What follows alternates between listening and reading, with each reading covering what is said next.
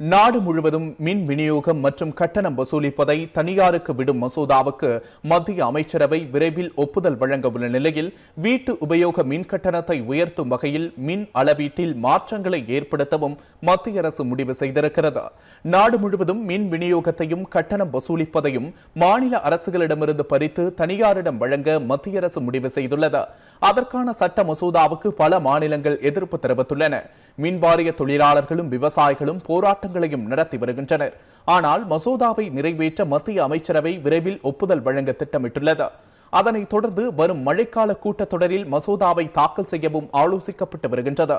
இதனிடையே வோல்டேஜ் அடிப்படையில் மின் கட்டணத்தை நிர்ணயிக்க பாதுகாப்புத்துறை அமைச்சர் ராஜ்நாத் சிங் தலைமையிலான மத்திய அமைச்சர்கள் குழு பரிந்துரைத்துள்ளது. மற்ற நாடுகளுடன் ஒப்பிடும்போது இந்தியாவில் வீட்டு உபயோக மின் கட்டணம் குறைவாகவும் தொழிற்சாலைகளுக்கான மின் கட்டணம் அதிகமாகவும் இருப்பதாகவும் மத்திய அரசு கருதுகிறது. இந்த வித்தியாசத்தை குறைக்க வீட்டு உபயோக மின் கட்டணத்தை உயர்த்தும் வகையில் கொள்கை முடிவுகளில் புதிய மாற்றங்கள் செய்யப்பட உள்ளன. மேலும் மின் விநியோகம் 50 முதல் 60 பிரிவுகளாக தற்போது இருப்பதை 6 பிரிவுகளாக குறைக்கவும் இந்த குழு ஒப்புதல் வழங்கியுள்ளது. இதன் மூலம் குடியிருப்பு பகுதிகளில் இயங்கும் வணிகம் சார்ந்த பயன்பாட்டினை கண்டறிந்து கட்டணம் வசூலிக்க முடியும் என்று கூறப்படுகிறது. வீடுகள் மற்றும் விவசாயிகளுக்கான மின் மானியத்தை நேரடியாக வங்கிகளில் செலுத்துவது உள்ளிட்ட பல கொள்கை முடிவுகளுக்கு அடுத்த வாரம் நடைபெறும் அமைச்சரவை கூட்டத்தில் மத்திய அமைச்சரவை ஒப்புதல் வழங்க திட்டமிட்டுள்ளதாக தகவல்கள் தெரிவிக்கின்றன.